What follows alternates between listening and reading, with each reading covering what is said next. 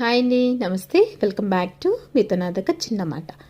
బయట రెస్టారెంట్లలో తింటుంటే ఆరోగ్యానికి హానికరమని ఆలోచిస్తున్నారా? అయితే ఇంట్లోనే ఈ దమ్ బిర్యానీ ఈజీగా ప్రిపేర్ చేసేసుకుందాం.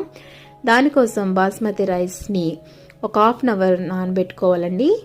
ఇప్పుడు బాస్మతి రైస్ని ఉడికించుకోవడం కోసం అందులోకి మసాలా దినుసులన్నీ వేసుకుని కొద్దిగా కొత్తిమీర, కొద్దిగా పుదీనా, 1 టేబుల్ స్పూన్ ఆయిల్ వేసుకుని పక్కన పెట్టేసుకుందాం. ఇప్పుడు మెయిన్ ప్రాసెస్ వచ్చేసి చికెన్ని మ్యారినేట్ చేసుకోవడం.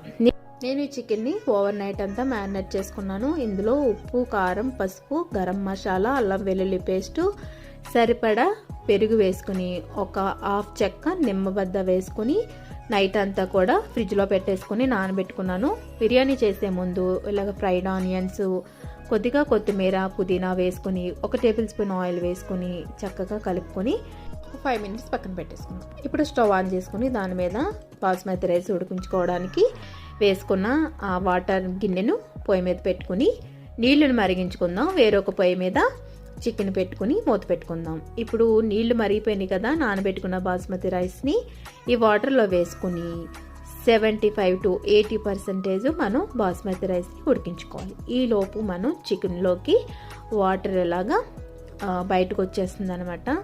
మనకి బాస్మతి రైస్లో ఎక్కువ రైస్ తెల్లగా ఉండడం మీరు గమనిస్తారు కదా, దానికి మనం ఒక ఇలాగా హాఫ్ బద్ద నిమ్మ చెక్కని కనుక మనం పిండుకుంటే రైసు తెల్ల మల్లెపూలాగా అయిపోతుంది అనమాట. ఇప్పుడు మ్యాక్సిమం చికెను ఒక 70 to 80% వరకు కుక్ అయిపోతుంది.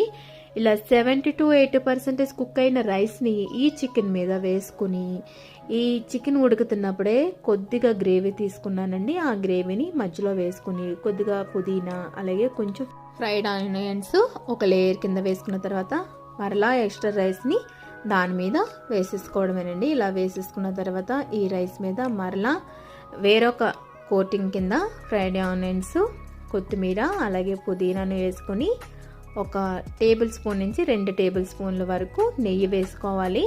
నేను ఇక్కడ ఫుడ్ కలర్ ఏమీ వాడడం లేదండి. సాఫ్రాన్ ఉంటే కనుక మనం కొద్దిగా సాఫ్రాన్ని నానబెట్టుకున్న వాటిని కూడా మనం పైన వేసుకొని మూత పెట్టేసుకుని పెద్ద బొరువాటిది ఏదైనా రాయి ఉంటే కనుక పెట్టుకోండి. నాకు అది అవైలబిలిటీ లేక నేను వాటర్నే ఒక పాత్రలో నిండుగా వేసుకొని దాని మీద పెట్టేసుకున్నాను. ఇలా పెట్టుకున్న తర్వాత మనం సిమ్లో పెట్టుకుని 30 to 40 మినిట్స్ కనుక మనం ఉడికించుకుంటే దమ్ బిర్యానీ రెడీ అయిపోతుందండి.